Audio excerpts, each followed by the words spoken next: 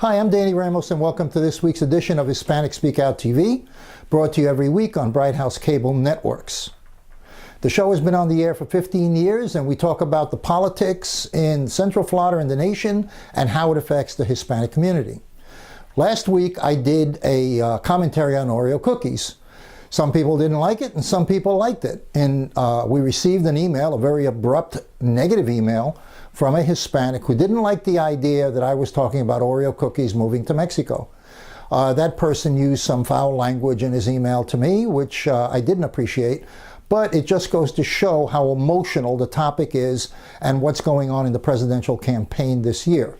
As you know, Oreo cookies has moved to Mexico. However, now they're made in Mexico. So how does that affect everybody?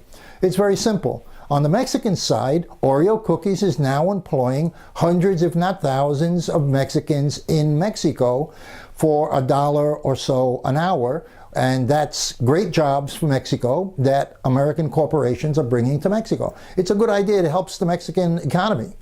Why is it bad for us? Because those cookies were made in the United States and American laborers were being paid $15 or so an hour to make those cookies. So now hundreds, if not thousands, of Americans have lost their jobs, and those jobs were given to Mexicans who work for $1.50 an hour. The 1% or the 10th of 1% gets richer. How do they get richer? And how does the middle class fall out? The difference in what American corporations were paying for labor, that $14 difference an hour per employee, is now going into the coffers of the 1/10 of 1%. They're making 4 times the money that they were making before to make the same cookie without lowering the price in the supermarkets. What does that mean? Americans losing their jobs, Mexicans making more money, which is fine. It helps their economy. I mean, you look at it from that perspective, but Americans are still losing jobs. And the 1/10 of 1% are getting richer and richer, and the middle class is getting smaller and smaller. That's what's going on right now, and that's why this presidential election is so hot. So that's where we are. We're now going to go into our political discussion side of the program. I just wanted to mention to you that Hispanic Speak Out TV received an educational award this week, and I want to thank all the staff of Hispanic Speak Out TV for their great work all this time. Stay tuned. Synchrony Financial está contratando a representantes bilingües de colecciones en Orlando. Ofrecemos un salario inicial competitivo, incluyendo bonos mensuales hasta $1,200 y un paquete de beneficios integrales, cuales se inician desde el primer día. Aplique hoy en synchronycareers.com, que es SYNCHRONY careers.com, o envíe por texto el código SYF103 al 90206. Repito, envíe el código SYF103 al 90206. Hey, welcome back, and I'm Danny Ramos, and we are in the open discussion segment of our show, and I'm here. Introduce yourself. Greg Perkins. Anna V. Escamani. Bill Garlington. And we're going to be discussing the bathroom bill. Okay, who wants to lead off? Okay. The federal government has been sued by, and now the state has sued the federal government on this bill for use of bathrooms. Right? All right. I talked about this earlier in my EDU TV segment, right? Yeah. And I support Obama, right? But I think this is a problem looking for a solution. And I think that if you are a man and you identify as a woman, I'm okay. I'm not going to discriminate. I think you should use the man's bathroom. Now, if you went through the whole thing, right, and made that entire transition, and you don't have any more man parts, then you can use the woman's restroom. So I agree to you on the point that this is a solution looking for a problem, because there never has been a problem. Right. Like, transgender individuals have been using our bathrooms for as long as we've been alive and living on this world, and no one's had an issue to it till now, because it's become heavily politicized, especially by those looking to get their base excited for these elections, and that's on both sides of the aisle. Well, I disagree with you. I will agree that it's been politicized, but it's the left that's brought it up. You yourself just said we've been doing it, or they have been doing it for years and years, and we haven't known. So why bring it up now to rewrite federal and/or state law? So it's actually been the right that has brought it up through discriminatory policies. Let me ask you policies something. specifically Okay, let me ask you targeted something. towards these groups. It's common knowledge that there have been a lot of guys, a lot of people been caught with cameras in the bathroom who go into a stall and they slip the camera into the other stall and videotape people who are in the bathroom disrobing. That's common knowledge, okay? Now, a lot of them get arrested because they are men going into a woman's bathroom. Now, with this law, these guys can now hide behind the fact that they are permitted to go and hide behind that cloak. No? Yes. So no, No or yes? No, no, okay. because filming, no matter in what space, is going to be questionable. I mean, if, literally, these are folks Yeah, that but just want to this- use a that's only if they bathroom, get caught use it, filming. and then That's leave. only if they get caught filming.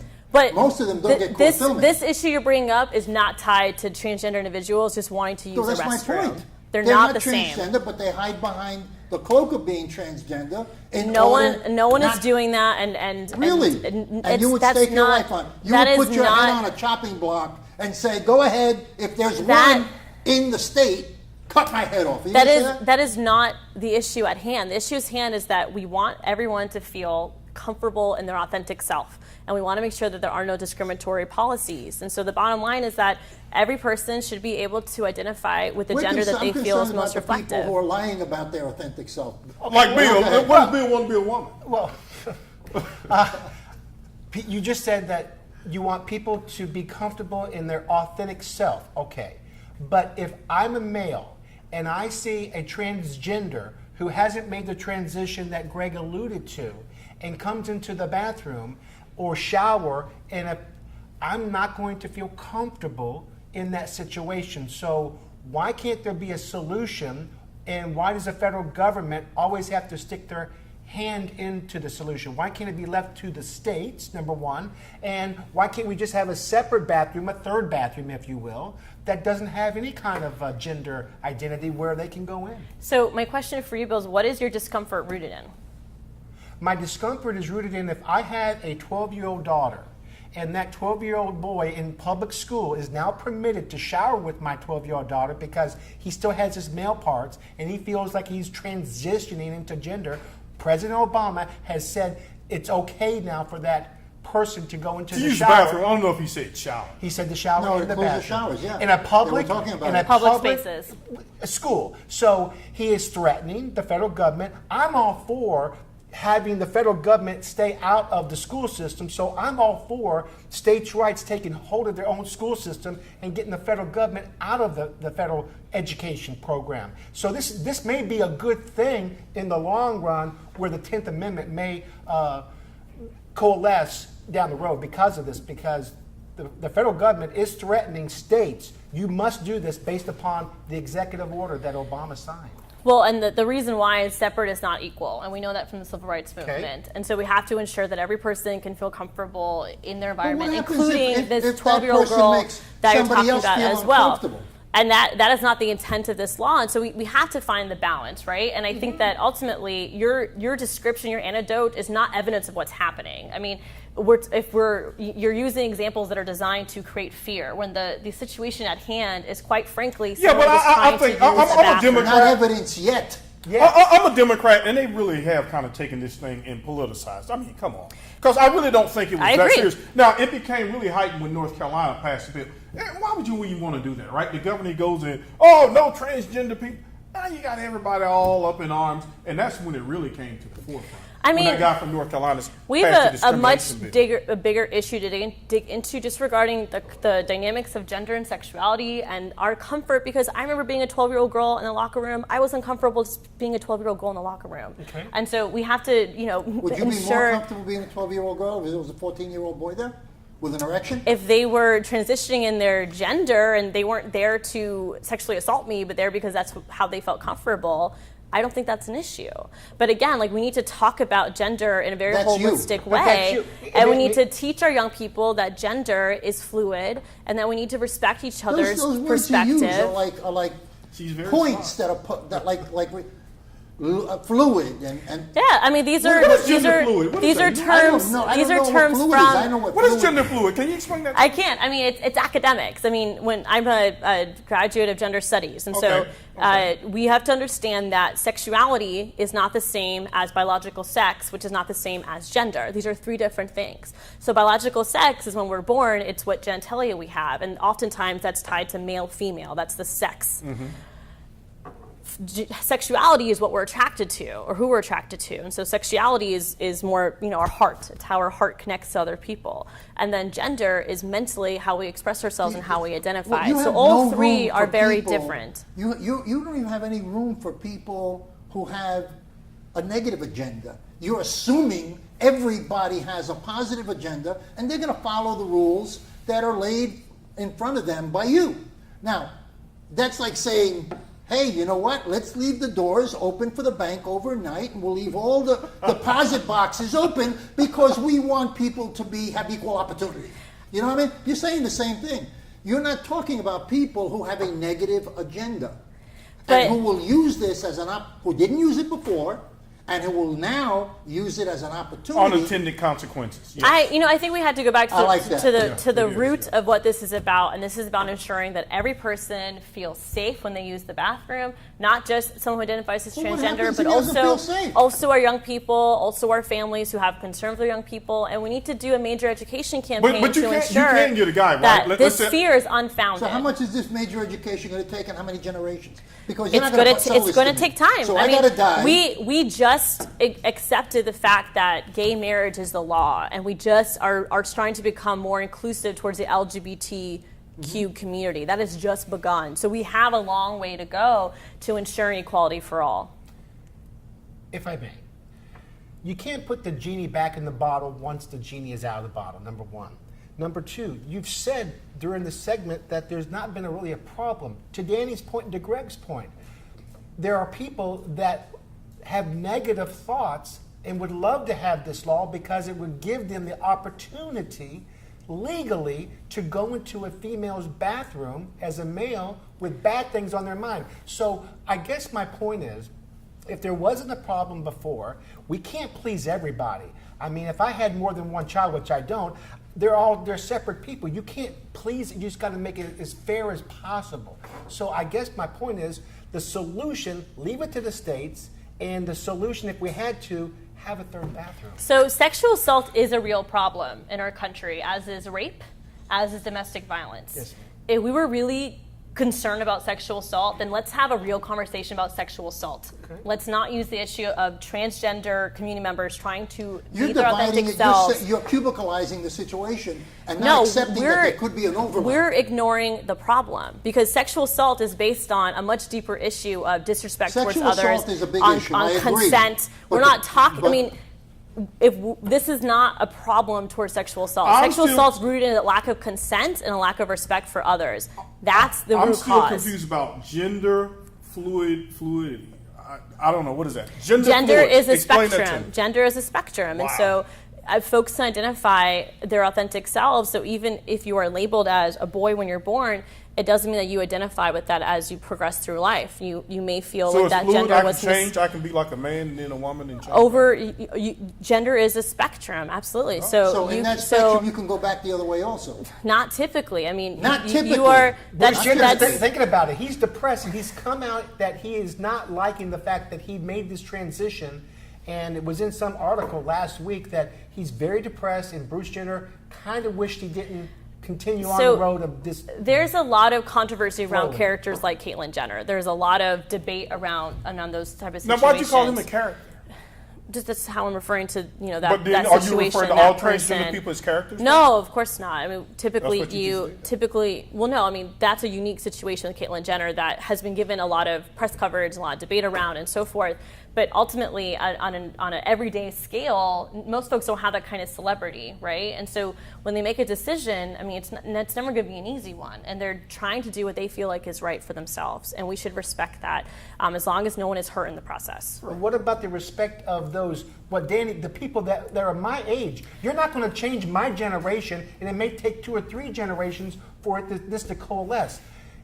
You're upsetting the apple cart when the majority of the people have a Well, problem. that's why we have a big conflict in the country right now. I know. Because you have the progressives have gone so far, so extreme, that they've created a reverse movement. I don't know how to go extreme it extreme. is to just we're want at we're at a everyone to time. fit in. Come back and We're all talk some more. avatars. We're going to take a break right now. We'll take a commercial break. We'll be right back. I am for the child who's had 7 addresses in a single year because she's in foster care, because her father abused her, and her mother couldn't believe her. She is the child I am for. I am a volunteer child advocate. I am you. Florida residents call toll-free 866-341-1425. Welcome back. I'm Jose Miranda. This is Hispanic Speak Out TV, brought to you each Tuesday night starting at 9:30. Actually, we start at 9 with our education program with Mr. Perkins, and of course we have Latino Role Model, which is in Spanish, which follows us. Being joined tonight by John Cortez, who is a state representative and a close friend. How are you, sir? Nice to be here, sir. How are you? Good to have you.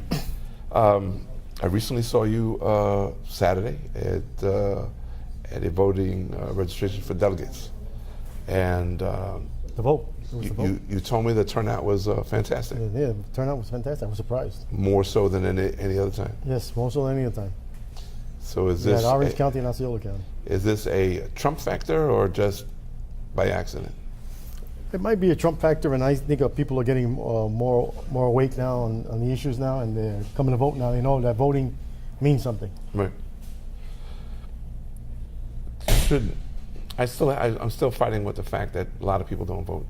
I had a great conversation with a young man running for mayor in Kissimmee, Mr. Alvarez, and we spoke about the fact that Latinos are having a difficult time voting is because they come from a system that's very argumentative, and the last thing they want to do is return to a system here that's even more argumentative. What do you think about that? Well, people get tired of being lied to. So that's one of the issues too. Corruption. And when you're in a state like that and you come from another land, another world, another country, and you're used to the politicians being corrupt, and you come to the United States and it's not the same system. You have different parties, and then they're not Republican, they're not Democrats, you don't know what they are, and then you come here, there's only Democrat, Republican, or independents. Right. And they don't want to belong to any party, so they go MPAs and independents, and then they NPA is non-party affiliation, by the way. and then they don't. Then they come here and then they get mad because they can't vote in the primaries. So then we have to explain the whole system to them. Then they get frustrated and they don't want to vote. Well, they get frustrated because the way they've been signed up, that Yeah. nobody's telling them to pick a side. Yeah, because when you do red voter registration, you're not allowed. Okay. So you just tell them, pick the side you want to be, All right. and that's all you can say. You can't say anything else. You get in trouble for So you show them that there's 3 different sides. Yeah. There's an NPA and Actually, and there's 4: Independent, NPA, and Democrat, and Libertarian Party too is in there too. Okay, so that's confusing right there. It's also confusing. So it's not the same system in all these countries. It's all So we need different to ways. educate people before they even go. Well, vote. I've been going on radio stations and TV stations telling them how to do it. I said, if you're going to vote in primary, Right. if you're going to vote in primary, you got to vote for the party you're going to be in. Either you're Democrat or you're Republican. You vote for the guy you're going to want, but you got to change. You can't be NPA, you can't be independent anymore. You have to get a party. Right. Oh, that's how that works. I said, yeah, that's how it works. And then you tell them how it is, Right. and then they get the gist of it. And I'm still keep on doing it, throwing it in their head. Okay, so we have a large number of Latinos across the United States, actually. Okay, our numbers speak for themselves. In order for someone to win the national on any level, they'd have to pull anywhere from 40% up. Well, I tell everybody, I says, you got to go out and vote. From what somebody was telling me today, there's 145,000 Hispanics in just in Osceola County alone. Wow. I don't know how true that is, but it might be true. Okay. Because a lot of people immigrated from Puerto Rico here now, and that's why the schools are overcrowded and the Well, jobs are scarce. Yeah, the whole system is getting. And So what do we do? Well, we beef up what we got and the best we can until we can straighten it out. But we're also just going forward to the state of Florida. Okay, we're not creating jobs enough to. We need to create more jobs. And we're not creating jobs that are sufficient for our children. Not $8 an and hour. their children, okay? Because this is basically a service-oriented state. Right. Oh, so we need to get away from that. Well, with Osceola County, I can say they just did the ICOMAR project, which is a sensor program, Right. where you just need a certificate We have a new school. It's going to be at the STEM school. Okay. It's going to, from there, you can graduate and go right to this program. You're going to make $60,000 a year just for having a certificate. Okay. That's a great thing. Yeah. Not $8 an hour. So we need more programs like that. We need more businesses like that. And we need any kind of business that's going to create jobs. So Anything these above are vocational $8. type of programs. Yeah, vocational. Even Valencia has a robotics program there. Okay. They took over the Colt factory. So you're saying Florida is now trying to take steps to change from a service-oriented Right, they're trying, project. and they're doing it, and I'm going to make sure they do their darndest to keep on changing. Okay. Because we need more jobs, and we don't need $8 an hour jobs. And we need to raise the minimum wage. I mean, we can't be having the same salary we had in the 60s. It equates to the same thing. Yeah. And then I don't know if you know about this thing they want to do in Puerto Rico, the Promesa project, where they want to lower it to $4.25. So how are you going to hire 25 and under? You're going to get $4.25 an hour for minimum wage. Where? In Puerto Rico. That's what they want to do. Now, real quick, because the time is short on this, Puerto Rico's in debt to the tune of about $74 million. $74 billion. billion. $74 billion. What are we going to do? Well, to tell you the truth, I don't know what we're going to do, but somebody's got to do something and step in there. I try to get a resolution where Congress can try to help them out, but Right. you only do Chapter 9, you're only going to get like half of the money gone. You still got the other half you got to pay. So we need to, I hate to say it, but we need to lower salaries of certain individuals, politicians, and things like that. Get the island working together, cut districts, stop having session all year round, and stop paying these guys full time, make them part time, and do something. We got to revamp. Well, Get the FBI to investigate corruption. Right. Everybody, do something. We need something in there where somebody has to do something. John, you got to come back so we can continue talking and talk about where you're coming from and where you're going. Okay, we want to know what you're doing. All right? Definitely. So thank you for taking the Thank time you. out. Thank you for inviting me. Okay. I'm Jose Miranda. This has been Hispanic Speak on TV. We'll see you again next week, same time. Mira, ¿dónde tú estás? Ya estoy aquí, mi vida. ¿Pero qué están tomando? ¿Pero por qué? Porque me traje lo nuevo y diferente, Taíno Light Boricua Beer. Y lo más importante es que es lo nuevo y acabadita de salir al mercado. ¿Y saben buenas? Claro, ambas cervezas tienen los mismos beneficios que una copa de vino. Con menos calorías. La Boricua Beer 6%, fuerte pero con sabor. Y la Taíno Light 4.5% y es artesanal. Eso es. Somos familia, calidad y sabor. Visita boricuabeer.com. Hi, I'm Jose Miranda. This is Hispanic Speak Out TV, brought to you on Bright House Channel 49 each week on Tuesday nights, starting at 9 o'clock, actually. We have EDU TV with Greg Perkins. We have, behind us, we have Latina role models, so stay tuned to that program. We talk politics, we talk religion, we talk schools, we talk our culture, and of course, we just talk about stuff in general that affects us all. I'm being joined with the one and only Anthony Suarez. Thank you, sir. Who is a talk show host. He is a, you name it, you are it. So not to hold it against him. So real quick, it's been a long time, and thank you for coming back and hanging out. Let's talk real quick about the Supreme Court. Okay, there seems to be such a controversy about it. As soon as Scalia passed away, I mean, rest in peace, it became this big to-do. Right. And all of a sudden, the statutes or the law says the President of the United States, the sitting President of the United States, is the man to help get that seat filled. Right. It's to nominate, and the Senate is to confirm. Right, and your party seems to feel otherwise. Why is that? What's going on with that? Well, I think that they have what's been wrong with Washington and Congress all along. Why people are so fed up, both left and right, is the fact that nobody really cares about what the Constitution is or what the law is. What they care more about their party, and they're more affiliated to what is for them, as opposed to what's good for the country. Right. And so the Republicans have determined that they want another Scalia, and they will only have a Scalia if they win an election. And they're totally, ignoring the Constitution, which says that they have the right to confirm or not confirm, right. But to right to sit it out and not do anything, that is not written in the Constitution. That is their own interpretation, and there's no tradition in history for that. You guys haven't done nothing for years. Well, okay, you're the worst. You're the worst Congress in the history of Congress. Well, we have lots of good reasons, and I can tell you why the Democrats have a good reason for it. But this is a do-nothing Congress.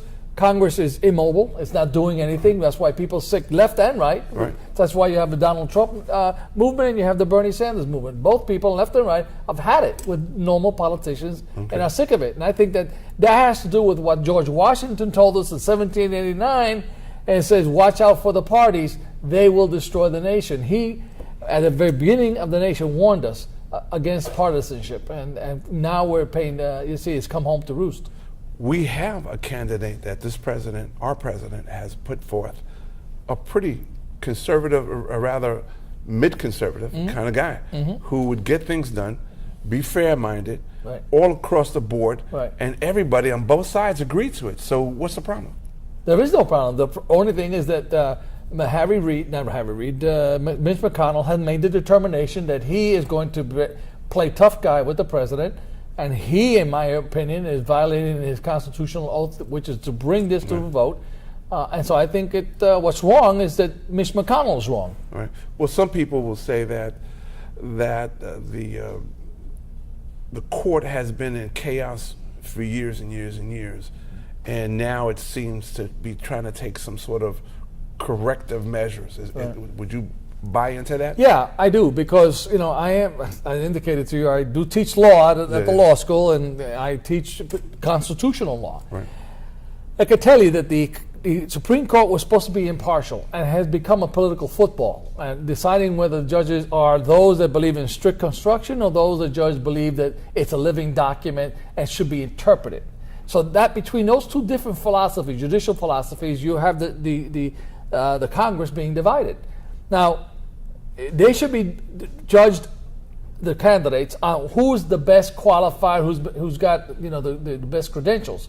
When you start getting into judicial philosophies, you're really gambling, because you don't know. You think the guy's conservative, could be out Republican. Look at Warren Burger, appointed by President Eisenhower, turned out to be one of the most liberal judges in the history of the Supreme Court. So you can't know, and you shouldn't really going on ideological terms.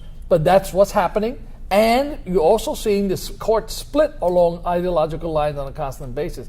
I think that's harmful for the Constitution. It's harmful for our nation. I don't know exactly how to fix it. But this has been going on for 80 years or so. I tell you, it's really started mostly with Brown versus Board of Education, which is one of the most controversial cases, because it was the right thing to do. Right.